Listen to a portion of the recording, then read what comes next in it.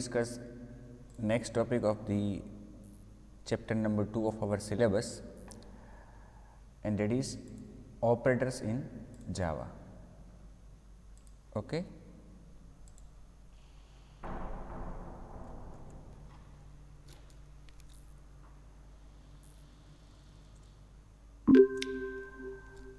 Is it visible to all?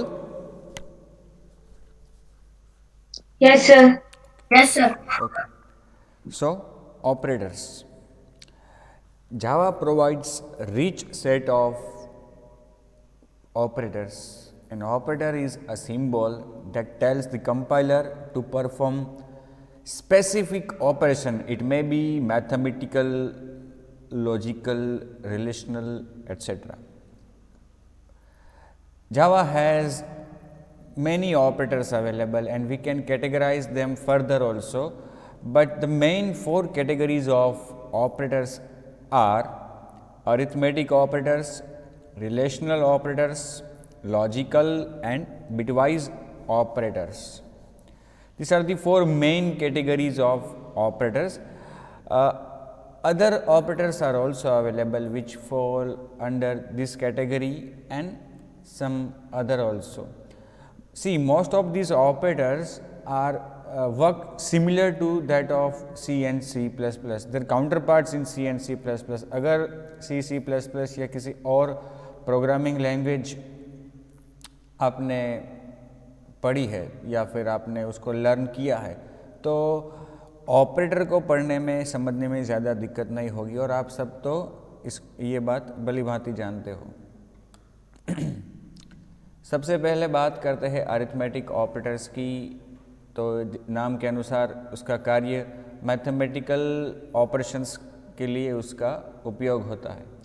Arithmetic operators as the name suggest generally use for the arithmetic operations are as follow. कौन कौन से हमारे पास operators available है arithmetic? Addition, it is binary addition and it also can be used as unary plus, but generally unary plus का उपयोग हम ज़्यादा नहीं करते क्योंकि जब भी हम किसी नंबर को लिखते हैं जैसे कि ये 9, तो ये 9 जो है वो पॉजिटिव ही है ऐसा माना जाता है, मतलब कि पॉजिटिव है और पढ़ने में भी हर कोई समझ जाएगा कि ये पॉजिटिव है। इसके आगे प्लस साइन लगाने की आवश्यकता नहीं रहती क्योंकि डिफ़ॉल्ट वो पॉजिटिव ही होता है। लेकिन अगर कोई भी number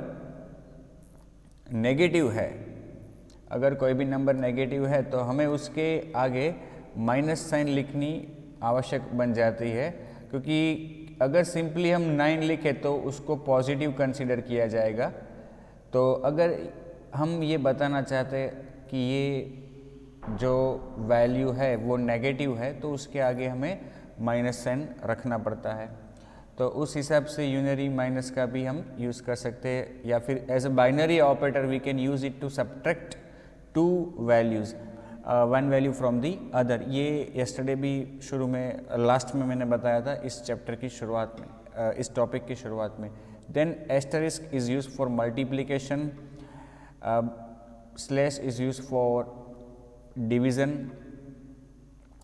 then modulus is used to obtain remainder when a number is divided by some another number। उसके लिए हम मॉड्यूलस का इस्तेमाल कर सकते हैं। आपने मेरे ख्याल से इवन ऑड का जो प्रोग्राम किया होगा, इवन ऑड टेस्टिंग का या फिर प्राइम नंबर का, उसमें आपने इस मॉड्यूलस का उपयोग किया होगा, मॉड्यूलस ऑपरेटर का। जब हमें ये जानना होता है कि क्या कोई एक पर्टिकुलर नंबर किसी और नंबर से डिविजिबल है तो उसके लिए हम डिवाइड करने के बाद जो रिमाइंडर आता है उसको जांच करके ये पता लगा सकते कि क्या वो डिविजिबल है या नहीं। उसी तरह से हमारे पास ये इंक्रीमेंट और डिक्रीमेंट ऑपरेटर है जिसको हम एज ए शॉर्ट हैंड भी यूज़ कर सकते हैं। जब हमें किसी ऑपरेंड में यूनिट मतलब कि 1 यूनिट इंक्रीमेंट या डिक्रीमेंट करना होता है तो ऐसे समय पे हम इंक्रीमेंट या डिक्रीमेंट का इस्तेमाल कर सकते हैं। इनको यूज़ करने के दो तरीके हैं, पोस्टफिक्स और prefix notation. These operators when used as binary, that is operate on two operands, okay, operators except plus plus and minus minus can have operands of numeric types only, except for plus operator which is also used for concatenating two strings. क्या इसका मतलब क्या हुआ कि जो list में हमें operators बताए गए हैं, प्लस माइनस मल्टीप्लाई डिवाइड, जब भी हम यूज़ करते हैं न्यूमेरिक ऑपरेंड के साथ तो वो अरिथमेटिक ऑपरेशन परफॉर्म करते हैं और इनको हम न्यूमेरिक ऑपरेंड ही हो सकते हैं. लेकिन प्लस जो ऑपरेटर है प्लस, उसको हम स्ट्रिंग के साथ भी यूज़ कर सकते हैं. जब हमें दो स्ट्रिंग को कॉन्केटिनेट करना होता है, जोड़ना होता है, तब हम प्लस ऑपरेटर का यूज़ कर सकते हैं. तो यहाँ पे प्लस जो है उसको हम एडिशन के लिए भी यूज़ कर सकते हैं और स्ट्रिंग कॉन्केटिनेशन के लिए भी यूज़ कर सकते हैं. Most of the operators in Java are similar to that of C and C++, that is plus, minus, multiplication and division can also be used on objects of type character. देखो अब character के साथ भी हम ये operators को use कर सकते हैं क्योंकि कैरेक्टर एक्चुअली वो रिफ्लेक्ट करता है उसकी ASCII value. The division operator when applied to an integer it will truncate the remainder. अब देखो आप 10 डिवाइड बाई 3 करते हो तो रिजल्ट क्या आएगा, कोशेंट 3 आएगा. एक्चुअल क्या होता है 3 पॉइंट समथिंग आता है, लेकिन वो जो फ्रैक्शनल पार्ट है उसको वो निकाल देगा क्योंकि हमारा जो डेटा है वो कौन से टाइप का है, इंटीजर टाइप का. तो जो रिजल्ट जनरेट होगा वो भी कैसा होगा, इंटीजर टाइप का. We can obtain the remainder of this division by using the modulus operator. अब इसी डिवीज़न का हमें अगर रिमाइंडर चाहिए, मतलब कि 10 डिवाइड बाई 3 हम करते हैं, 3 3 9, तो जो यहाँ पे शेष मतलब कि रिमाइंडर बचता है वो हमें चाहिए, तो वो हमें मिलेगा इस ऑपरेटर के ज़रिए. और ये जो है वो कोशेंट है, वो मिलेगा हमें डिवीज़न ऑपरेटर के ज़रिए. Now one more an interesting thing in Java, the modulus can also be applied to integer as well as floating point types in Java. Java में आप इंटीजर के अलावा फ्रैक्शनल वैल्यूज़ पर भी मॉड्यूलस का इस्तेमाल कर सकते हो, जैसे कि 10.0 मॉड्यूलस 3.0 इज ऑल्सो 1 या 1.0. ये एक छोटा सा ऐसा यहाँ पे प्रश्न बनता है, मतलब कि ट्रू और false. The modulus operator can be used with float values in Java, true और फॉल्स. एक एग्जाम्पल यहाँ पे हमें दिया गया है, mod demo. Our main method is here, then 2 integers I result I remainder. उसी तरह से double variables D result and D remainder. तो यहाँ पे जो दो वेरिएबल्स है, एक रिजल्ट स्टोर करने के लिए, एक रिमाइंडर स्टोर करने के लिए, उसी तरह से यहाँ पे भी रिजल्ट स्टोर करने के लिए, रिमाइंडर स्टोर करने के लिए. लेकिन ये दोनों इंटीजर्स के लिए है और ये दोनों डबल्स के लिए है.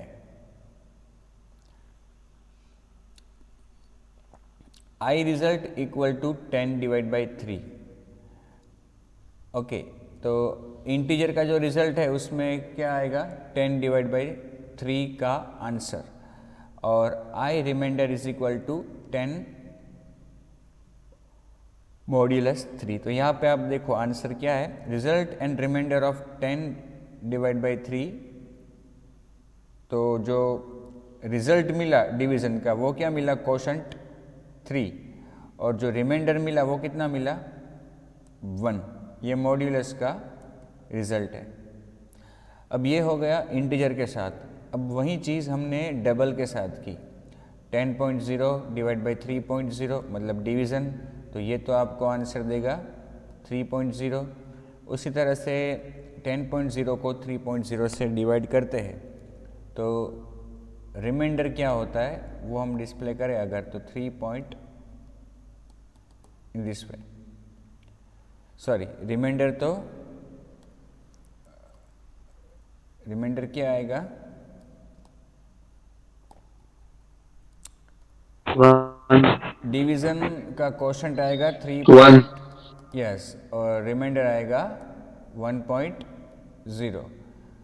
ओके, क्योंकि ये फुल्ली डिविजिबल नहीं है 10 3 से, इसलिए 3.3333 ऐसा आएगा। तो कहने का मतलब कि जावा में ये चीज़ भी सपोर्टेड है। You can use modulus operators with fractional values.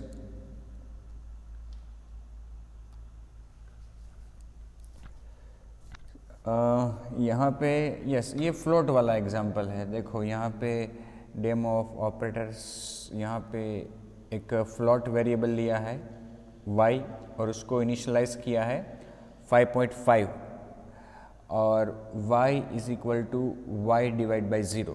अब देखो यहाँ पे क्या किया, डिवाइड बाई 0 है तो न्यूमेरिक, y जो है अपना ऑपरेंड वो तो न्यूमेरिक है, लेकिन we know that we cannot divide any number, whether it is a fractional number or whole number, we cannot divide it with 0 because the result is infinite, and in computer systems, in computer programming it is an error। तो ऐसे case में आपका जो operand है वो कौन से type का है, फ्लोट टाइप का है, और उसके अंदर जो रिजल्ट हम स्टोर कर रहे हैं यहाँ पे y equal to y divide by 0, तो ये जो रिजल्ट यहाँ पे जनरेट होगा एक्चुअली वो तो क्या हो जाएगा, इनफाइनाइट। तो y के अंदर ऐसे केस में क्या आएगा, आप यहाँ पे देख सकते हो इन्फिनिटी। y के अंदर जो रिजल्ट आया वो क्या आया, इन्फिनिटी। मैंने जब फ्लोट और डबल की चर्चा की थी तब आपको बताया था कि ऐसे कॉन्स्टेंट्स भी है फ्लोट और डबल में कि जो कुछ समय पे मतलब कुछ केसेस में स्टोर होते हैं वेरिएबल के अंदर। इन्फिनिटी नॉट ए नंबर,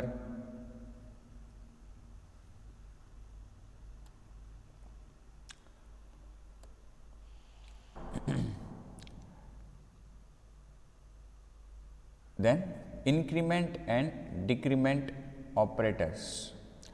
मैंने अभी शुरू में बताया आपको कि plus plus and minus minus as a shorthand भी हम यूज़ कर सकते जब हमें किसी वेरिएबल में एक यूनिट इंक्रीमेंट या यूनिट डिक्रीमेंट करना होता है, मतलब एक की बढ़ोतरी या एक को कम करना।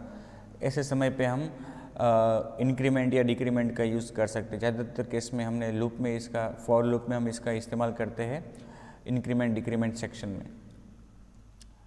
The plus plus and minus minus are Java's increment and decrement operators.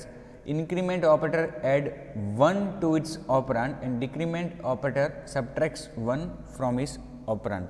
जो ये दोनों का कार्य है वो क्या है कि एक प्लस करना या एक माइनस करना। जैसे कि कैसे यूज़ करते हैं, x प्लस प्लस, इसका मतलब क्या हुआ, x is equal to x plus 1, और x माइनस माइनस का मतलब x equal to x minus 1।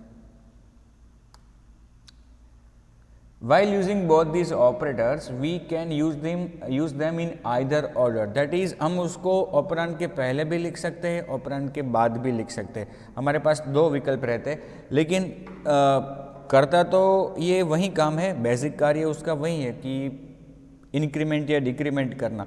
लेकिन कौन सी तरह से हम उसको लिखते हैं, कौन सी नोटेशन में लिखते हैं, मतलब कि ऑपरेंड के पहले अगर हम ऑपरेटर को लिखें तो वो प्रीफिक्स नोटेशन हो गया, और ऑपरेंड के बाद अगर हम ऑपरेटर को लिखें तो वो पोस्ट फिक्स नोटेशन हो गया। दोनों की कार्यशैली में थोड़ा डिफरेंस है। देखो आपका ऑपरेंड जो है x, तो आप उसके बाद भी लिख सकते हो प्लस प्लस, या तो आपके ऑपरेंड के पहले भी लिख सकते हो plus plus. Post fix notation and prefix notation, ठीक है। ये दो नोटेशन है, हम अभी चर्चा करेंगे कि क्या मतलब कि दोनों के वर्किंग में क्या डिफरेंस है। There is no difference in above statements as the unit increment 1 to the operand, but there is an important difference when used in larger expressions. अगर हमने इस तरह से लिखा है अपने प्रोग्राम में, अब ऐसे ही स्टेटमेंट को लिखा है, तो हमारे लिए कोई दिक्कत या कोई डिफरेंस हमें यहाँ पे देखने को नहीं मिलेगा। इसी तरह से अगर स्टेटमेंट को लिखा है x प्लस प्लस सेमीकोलन, मतलब एक नॉर्मल स्टेटमेंट है, उसी तरह से कहीं पे हमने प्लस प्लस x इतना ही केवल लिखा है स्टेटमेंट्स को, तो यहाँ पे हमें डिफरेंस उसका पता नहीं चलेगा, मतलब डिफरेंस जैसा कुछ महसूस ही नहीं होगा। लेकिन जब कोड हमारा बड़ा होता है और एक्सप्रेशंस जब बड़ी होती है और एक्सप्रेशन में बहुत सी और भी चीज़ें हैं और भी ऑपरेशंस हैं जिनके साथ हम इसको यूज़ कर रहे हैं, तो ऐसे समय पे आपको ये डिफरेंस देखने को मिलेगा। अब देखो यहाँ पे डिफरेंस क्या है वो देखने के लिए हम यहाँ पे दो सिनेरियो डिस्कस करते हैं। यहाँ पे हमने एक x वेरिएबल को डिक्लेयर किया, इनिशियलाइज किया और उसको वैल्यू हमने असाइन कर दी 20, x equal to 20। Now in the next statement we are initializing variable y is equal to plus plus x. यहाँ पे हमने प्रीफिक्स नोटेशन में यूज़ किया। किस में यूज़ किया? प्रीफिक्स। तो अब क्या होगा पता है, ये जो हमारा स्टेटमेंट है ना, स्टेटमेंट उसमें दो चीज़ें हैं, दो ऑपरेशंस है। पहला जो ऑपरेशन है यहाँ पे मैं लिखता हूँ, first operation is increment x, and then second operation जो है वो असाइन x टू y। मतलब एक मैथमेटिकल मतलब इंक्रीमेंट ऑपरेशन है और दूसरा ऑपरेशन असाइनमेंट ऑपरेशन है। हमने यहाँ पे प्रीफिक्स नोटेशन यूज़ किया है, तो यहाँ पे कौन सा ऑपरेशन इन दोनों में से पहले होगा? तो जब प्रीफिक्स नोटेशन हम यूज़ करते हैं तो पहले इंक्रीमेंट ऑपरेशन परफॉर्म होता है। तो जब इंक्रीमेंट ऑपरेशन परफॉर्म होगा तो x की वैल्यू जो 20 है वो क्या हो जाएगी? 21 हो जाएगी। नेक्स्ट क्या होगा? असाइनमेंट। x की वैल्यू y को असाइन होगी, तो x की वैल्यू की जो 21 है वो असाइन होगी y को, और y की वैल्यू भी क्या हो जाएगी? 21। तो ऐसे केस में, इस सिचुएशन में x और y दोनों की वैल्यू क्या हो जाएगी? 21। अब ये दूसरा सिनेरियो आप देखो, यहाँ पे भी x की वैल्यू 20 है और y को हमने इनिशियलाइज किया है, लेकिन जो वैल्यू हमने उसको दी है वो x के साथ हमने पहले पोस्ट फिक्स नोटेशन में इंक्रीमेंट ऑपरेशन यूज़ किया है, ऑपरेटर यूज़ किया है। तो इससे क्या होगा? पहले असाइनमेंट होगा और उसके बाद इंक्रीमेंट होगा। तो असाइनमेंट पहले होगा तो y को x की वैल्यू मिलेगी, x की वैल्यू अभी जो 20 है वो y को मिल जाएगी। फिर x में इंक्रीमेंट होगा तो x की वैल्यू कितनी होगी? 21। तो अगर आप ऐसा लिखते हो पोस्ट फिक्स नोटेशन में ऐसा कोई स्टेटमेंट, तो उसमें पहले y को x की वैल्यू मिल जाएगी और उसके बाद x में इंक्रीमेंट होगा, तो दोनों की वैल्यू डिफरेंट रहेगी। तो देखो, किया तो हमने यहाँ दोनों केस में एक ही चीज़ है, x को इंक्रीमेंट किया और y को दिया। लेकिन कैसे लिखते हैं इंक्रीमेंट ऑपरेटर को? हम प्रीफिक्स में लिखते हैं या पोस्ट फिक्स नोटेशन में? उससे काफ़ी असर होता है y की वैल्यू पे, जो वैल्यू y के अंदर स्टोर होती है इसमें।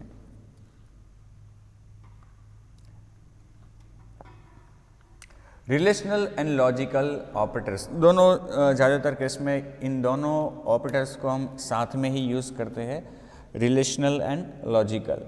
Relational operators refers to the relationships that values can have with one another. Relational operator के ज़रिए हम दो वैल्यू के बीच में क्या रिलेशन है वो तय कर सकते हैं। यहाँ पे रिलेशंस जो है वो कैसे होते हैं? समान होना, छोटा बड़ा होना, इस तरह की रिलेशनशिप्स हम जान सकते हैं इन ऑपरेटर्स के ज़रिए। लॉजिकल ऑपरेटर्स जो है, it refers to the ways in which logical values, that is logical value मतलब ट्रू और false, can be connected together.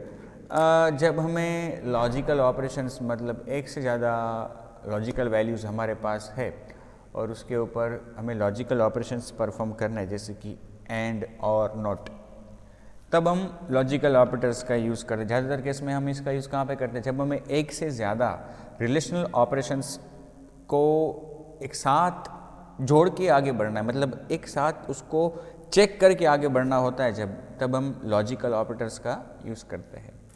Relational operators produce true और false results, they often work with the logical operators.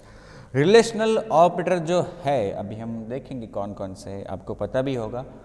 उनका जो result होता है वो कैसा होता है? ट्रू या फॉल्स, मतलब कि एक बुलियन रिजल्ट होता है उसका, और उसको यूज़ किया जाता है लॉजिकल ऑपरेटर्स के साथ।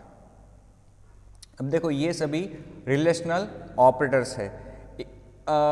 इक्वालिटी ऑपरेटर, मतलब कि डबल इक्वल टू साइन जब हम करते हैं तो वो है इक्वालिटी ऑपरेटर। उसका यूज़ क्या होता है? जब हमें दो वैल्यूज़ को कंपेयर करना होता है कि क्या दोनों सेम है या नहीं है, सेम है या नहीं, तब हम इक्वालिटी का यूज़ करते हैं। फिर ये नॉट इक्वल टू, मतलब कि दो वैल्यू इक्वल नहीं है, ये हमें चेक करना है। Then greater than, less than, greater than और equal to, and less than और इक्वल टू, ये सभी रिलेशनल ऑपरेटर्स है। आप सबको इनका पता ही होगा, आपने प्रोग्राम में भी अभी इसका इस्तेमाल सी में, मैथ्स की प्रैक्टिकल में और जावा के प्रैक्टिकल में भी किया होगा। ये सभी रिलेशनल ऑपरेटर्स है। और नीचे जो है लिस्ट वो लॉजिकल ऑपरेटर्स का लिस्ट है। कौन कौन से है? एंड, और, एक्स और, फिर शॉर्ट सर्किट और, शॉर्ट सर्किट एंड नॉट। ये है एंड, जब हमें दो चीज़ों को मिलाकर आगे बढ़ना होता है। ये और, ये एक्स और, फिर ये शॉर्ट सर्किट और, मतलब कि और का एक दूसरा वर्जन, ये शॉर्ट सर्किट एंड का, लॉजिकल एंड का दूसरा वर्जन, और ये नॉट, निगोशिएशन भी कहते हैं कई बार इसको। तो ये सभी है लॉजिकल ऑपरेटर्स और ये सभी है relational operators. All the object can be compared for equality or inequality using equality operator and not equal to operator. कोई भी दो ऑब्जेक्ट समान है या समान नहीं है, इसकी जांच हम कर सकते हैं इन ऑपरेटर्स के जरिए। Relational operators greater than, less than equal to and greater than equal to can be applied to those types that support an ordering relationship. इन सभी ऑपरेटर्स को हम यूज़ कर सकते हैं जहाँ पे कुछ सीक्वेंस हो, जिन ऑपरेंड्स को हम ये ऑपरेटर अप्लाई करना चाहते हैं, उन ऑपरेंड्स में कुछ सीक्वेंस हो, ऑर्डरिंग हो, तो हम उसको इनके ज़रिए चेक कर सकते हैं। जैसे कि 1 2 3 4 5 6 7 8 9 10, तो उसमें 5 और 7 को हम less than, greater than, less than equal to, greater than equal to, इन सभी के साथ यूज़ कर सकते हैं, क्योंकि ये एक सीक्वेंस का हिस्सा है। इस तरह का अगर ऑर्डरिंग हो तब आप ये रिलेशनशिप को चेक कर सकते हो। Values of boolean that is true and false can only be compared for equality और इनइक्वालिटी। मतलब कि आपके पास अगर कोई बुलियन वेरिएबल है, फ्लैग फॉर एग्जांपल, तो आप उसको चेक कर सकते हो फ्लैग इक्वल टू ट्रू, या if flag not equal to true, इस तरह से, मतलब इक्वालिटी और इनइक्वालिटी, इसमें कोई रिलेशन और नहीं आता। For logical operators, the operand must be of the type boolean and the result of a logical operation is of type boolean. हाँ, जब हम लॉजिकल ऑपरेटर्स का यूज़ करते हैं, एंड और नॉट या शॉर्ट सर्किट ऑपरेटर्स का यूज़ करते हैं, तो जो ऑपरेंड है वो कैसे होने चाहिए? बूलियन होने चाहिए। ओके, और जो रिजल्ट आएगा उसका वो भी कैसा आएगा? लॉजिकल ऑपरेटर का Boolean. The logical operator supports the operations as follow. Suppose कि आपके पास दो ऑपरेंड है, अभी हमने यहाँ पे देखा कि जो ऑपरेंड्स है उनकी वैल्यू भी बुलियन होनी चाहिए और जो रिजल्ट जनरेट होगा वो भी कैसा होगा, बुलियन। तो नीचे आपको एक डायग्राम दिया गया है, देखो P और Q हमारे ऑपरेंड्स है। अब P की वैल्यू फॉल्स है और Q की वैल्यू फॉल्स है, तो ये जो एंड ऑपरेशन है वो क्या होगा, फॉल्स होगा। अगर दोनों की वैल्यू फॉल्स है तो एंड ऑपरेशन फॉल्स होगा, और ऑपरेशन वो भी फॉल्स होगा, एक्स और ऑपरेशन वो भी फॉल्स होगा, और ये जो नॉट है वो तो क्या करता है, निगोशिएट करता है, तो फॉल्स है तो ट्रू कर देगा, ट्रू है तो फॉल्स कर देगा, और ये एज ए यूनरी यूज़ होता है। तो यहाँ पे आप देख सकते हो कि हमने केवल P लिखा है, नॉट P, मतलब P की वैल्यू क्या है, फॉल्स, तो वो क्या हो जाएगी, ट्रू। फिर P की वैल्यू ट्रू है, Q की वैल्यू फॉल्स है, तो एंड ऑपरेशन तो अभी भी फॉल्स ही रहेगा। एंड का मतलब दोनों अगर ट्रू है तो ही रिजल्ट ट्रू होगा, और में ट्रू। और में क्या होता है कि दोनों में से एक भी ऑपरेंड अगर ट्रू है तो रिजल्ट होगा ट्रू। फिर एक्स और क्या करेगा कि अगर दोनों ऑपरेंड अलग अलग है, एक ट्रू है दूसरा फॉल्स है, या एक पहला फॉल्स है दूसरा ट्रू है, वॉटएवर, अगर दोनों अलग अलग है तो इसका रिजल्ट होगा ट्रू। और जो निगोशिएट है मतलब कि नॉट, वो तो क्या करेगा, ट्रू है तो फॉल्स कर देगा। अब P फॉल्स है, Q ट्रू है, तो एंड का रिजल्ट तो फॉल्स ही रहेगा, और का रिजल्ट ट्रू, एक्स और का भी ट्रू क्योंकि दोनों अलग अलग है, और ये जो निगोशिएट है वो क्या करेगा, P फॉल्स है तो ट्रू। अब दोनों अगर ट्रू है, P और Q दोनों ट्रू है, तो लॉजिकल एंड भी ट्रू होगा और भी ट्रू होगा, एक्स और फॉल्स होगा क्योंकि दोनों सेम है, अलग अलग होंगे तभी एक्स और का रिजल्ट क्या आएगा, ट्रू आएगा। और नॉट वो क्या देगा, ट्रू है तो यहाँ पे वो फॉल्स देगा। मतलब ये इस तरह से काम करते हैं सभी ऑपरेंड्स, एंड और, एक्स और, and not. Short circuit logical operators, अभी जो हमने टेबल में इन सभी ऑपरेटर्स का लिस्ट देखा, वहाँ पे एंड और के दो वर्जन थे, एक सिंपल था और एक शॉर्ट सर्किट था। तो ये शॉर्ट सर्किट ऑपरेटर्स किस तरह से काम करते हैं, ये वैसे देखा जाए तो फास्ट एग्जीक्यूशन के लिए यूज़ होते हैं, और इसीलिए इनका नाम भी शॉर्ट ऐसा रखा है, शॉर्ट सर्किट लॉजिकल ऑपरेटर्स।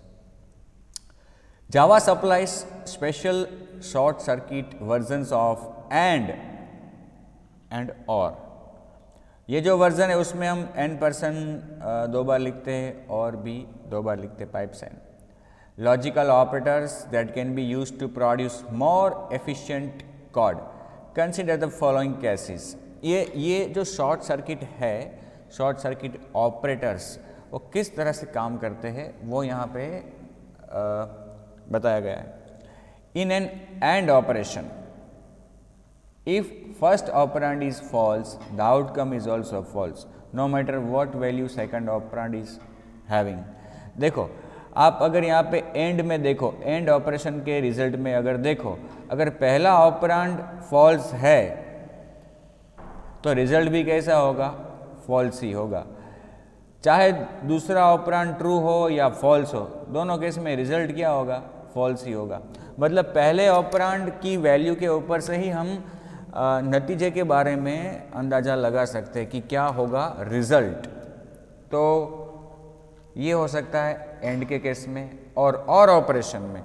और ऑपरेशन में अगर पहली वैल्यू ट्रू है तो रिजल्ट भी क्या होगा, result true,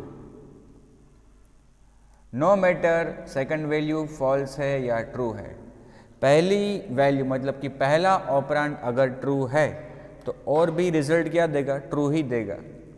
if first operand is true, the outcome is also true, no matter what value second operand is having. तो अब क्या होता है, in this two cases there is no need to evaluate the second operand. ये जो दो case यहाँ पे आपको बताए, इन दोनों केस में सेकंड ऑपरेंड की वैल्यू क्या है ये जांचने की आवश्यकता नहीं रहती। फर्स्ट ऑपरेंड की वैल्यू से ही हम तय कर सकते हैं result. By not evaluating second operand, time is saved and more efficient code is produce. अब देखो काम जब कम करना पड़ता है और कम कार्य में भी रिजल्ट सही मिल सकता है तो हमें वो करना चाहिए। एक्चुअली हम भी यही अपना मेंटालिटी वही रखते हैं, लेकिन ये जब हम प्रोग्रामिंग करते हैं तो भी ये बात हमें ध्यान में रखनी होती है, क्योंकि जितना कोड ज़्यादा एग्जीक्यूट करना रहता है कंप्यूटर को उतनी देर लगती है, एफिशिएंसी कम होगी, रिसोर्सेज ऑक्यूपाई होंगे। तो हमेशा हमें अपना लॉजिक ऐसा अप्लाई करना होता चाहिए कि जो कम कोड में सही आउटपुट दे सके। तो ये दो लॉजिक हमें यहाँ को जानने को मिले। Normal counterparts are and or. अब जब आप ये जनरल एंड और ऑपरेटर को यूज़ करते हो तो क्या होता है कि वो रिजल्ट कब देंगे, दोनों ऑपरेंड को चेक करने के बाद। भले ही फर्स्ट ऑपरेंड को चेक करने से भी हमें रिजल्ट पता चल जाता है, लेकिन जब आप एंड का यूज़ करोगे सिंगल एंड परसेंट साइन का, तो वो दोनों ऑपरेंड को चेक करने के बाद ही रिजल्ट देगा। भले ही फर्स्ट ऑपरेंड फॉल्स है तो भी वो दूसरे को तो चेक करेगा ही। तो समय यहाँ पे थोड़ा और कंप्यूटर का प्रोसेसिंग भी थोड़ा वहाँ पे ज़्यादा यूज़ होगा। उसी तरह से और अगर पहला ऑपरेंड ट्रू है फिर भी वो सेकंड को चेक करेगा। हमें पता है कि फर्स्ट ऑपरेंड ट्रू है तो रिजल्ट ट्रू ही होने वाला है, फिर भी ये सेकंड ऑपरेंड चेक करेगा। तो नॉर्मल सिनेरियो में ये जो दो नॉर्मल ऑपरेटर्स जो है लॉजिकल वो इस तरह से काम करते हैं, लेकिन शॉर्ट सर्किट जो है मतलब कि double ampersand and double pipe sign ये दोनों शॉर्टली यूज़ करते हैं। जो लॉजिक अभी हमने पिछले स्लाइड में देखा उस तरह से काम करते हैं। ये दोनों क्या करते हैं कि ये शॉर्ट सर्किट एंड की बात करें हम तो पहले ऑपरेंड से अगर पता चल गया पहला ऑपरेंड फॉल्स है तो वो रिजल्ट दे देगा फॉल्स, वो दूसरे ऑपरेंड को चेक ही नहीं करेगा। उसी तरह से ये और है वो भी क्या करेगा, पहला ऑपरेंड अगर ट्रू है तो वो रिजल्ट दे देगा ट्रू, वो दूसरा ऑपरेंड चेक ही नहीं करेगा। तो ये डिफरेंस भी है दोनों प्रकार के एंड में और दोनों प्रकार के और में। The only difference between the normal and short circuit versions is that the normal operators will always evaluate each operand, whereas short circuit versions will evaluate the second operand only when necessary। तो ये दोनों का तफावत भी है, difference भी है कि जो नॉर्मल एंड और है वो दोनों हर समय दोनों ऑपरेंड की वैल्यू चेक करेंगे और शॉर्ट सर्किट ऑपरेटर्स जो है वो ज़रूरत पड़ने पर ही सेकंड ऑपरेंड को चेक करेंगे, अदरवाइज चेक नहीं करेंगे। Assignment operator, apart from this 4 categories of operators, मतलब कि हमने अभी जो डिस्कशन किया relational, logical, arithmetic, increment, decrement, कुछ और भी ऑपरेटर्स है कि जो इस्तेमाल होते हैं और हमने जिसका यूज़ ऑलरेडी किया भी है। There are other interesting operators also available which we shall discuss. The first the assignment operator that is equal has the form. अब देखो यहाँ पे असाइनमेंट ऑपरेटर की बात हो रही है कि जो क्या करता है, राइट साइड में जो वैल्यू बनती है वो वैल्यू वो असाइन करता है लेफ्ट साइड में जो वेरिएबल या एंटिटी है उसको। This operator has one interesting attribute that is we can create chain of assignments. अब देखो सिंपली x = 5 लिखेंगे हम, ये तो हमने किया भी है, लेकिन और भी इसकी एक कैरेक्टरिस्टिक है असाइनमेंट की कि हम उसको चेन में यूज़ कर सकते हैं, चेनिंग कर सकते हैं। देखो नीचे 3 वेरिएबल हमने डिक्लेयर किए हैं x, y, z, फिर हमने क्या लिखा x = y = z = 100। तो यहाँ पे क्या होगा, 100 वैल्यू मिलेगी z को, z की वैल्यू मिलेगी y को और y की वैल्यू मिलेगी x को। तो देखा जाए तो इन तीनों वेरिएबल्स की वैल्यू क्या होगी, 100। तो ऐसा जब हम करते हैं इसको कहते हैं चेनिंग, असाइनमेंट चेनिंग। शॉर्ट हैंड ऑपरेटर्स, अब देखो जब हम असाइनमेंट की बात करते हैं असाइनमेंट ऑपरेटर्स की तो वहाँ पे चर्चा होनी चाहिए शॉर्ट हैंड ऑपरेटर्स की कि जो हमें कंपाउंड ऑपरेटर्स भी कभी कभी हम इसको बोलते हैं और बहुत सी जगहों पे ये हमें उपयोगी होते हैं अपने कोड को शॉर्ट करने में। Java provides certain short hand operators that simplify the coding of certain assignment statements. Coding को सिंप्लीफाई और शॉर्ट करते हैं। जैसे कि अगर मुझे ऐसा कुछ करना है x equal to x plus 10, मतलब कि मुझे x पे कुछ ऑपरेशन करना है और जो रिजल्ट जनरेट होता है वो वापस मुझे x में ही स्टोर करना है, x में प्लस करना है और जो रिजल्ट आता है वो वापस मुझे x में ही स्टोर करना है। तो ऐसे केस में हम शॉर्ट हैंड ऑपरेटर का यूज़ कर सकते हैं प्लस इक्वल टू। ये प्लस इक्वल टू साथ में जब हम लिखते हैं तो इसको बोलते हैं शॉर्ट हैंड प्लस ऑपरेटर। कैसे लिखते हैं इसको? x plus equal to 10। तो ये कार्य क्या करेगा? ये x में ये पहले क्या करेगा? x प्लस 10 करेगा और फिर वो वैल्यू उसको असाइन करेगा। तो जो चीज़ हम ऐसे लिखते हैं वो हम इजीली थोड़ा कम कैरेक्टर्स में इस तरह से भी लिख सकते हैं, इसलिए इनको कहा गया है short hand operators. The operator plus equal to tells the compiler to assign x the value of x plus 10। In this case यहाँ पे ऊपर जो स्टेटमेंट लिखा है उसकी बात हो रही है कि ये जो स्टेटमेंट है वो कंपाइलर को कहेगा कि x में 10 इंक्रीमेंट करके x को वापस असाइन करो। Shorthand operators will work for all the binary operators in Java. The general form of the shorthand operator is variable, जिसमें आपको ऑपरेट करना है जिसके ऊपर, फिर ऑपरेटर आपका, देन इक्वल टू और expression. The arithmetic and logical shorthand operators are as follow। ये सभी अलग अलग शॉर्टहैंड ऑपरेटर्स है कि जो हम यूज़ कर सकते हैं।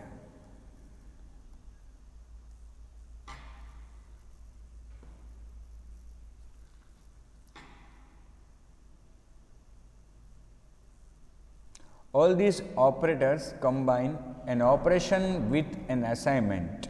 They are formally referred to as compound assignment operators.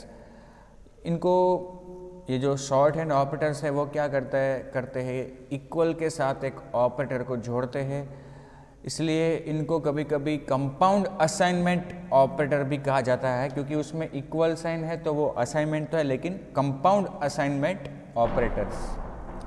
It has benefits over longhand equivalents. They are more compact, they are more efficient.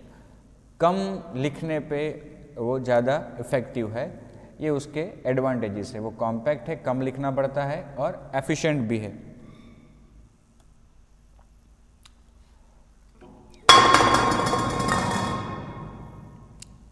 तो फ्रेंड्स, आज का हमारा डिस्कशन हम यहीं तक सीमित रखेंगे। अब तक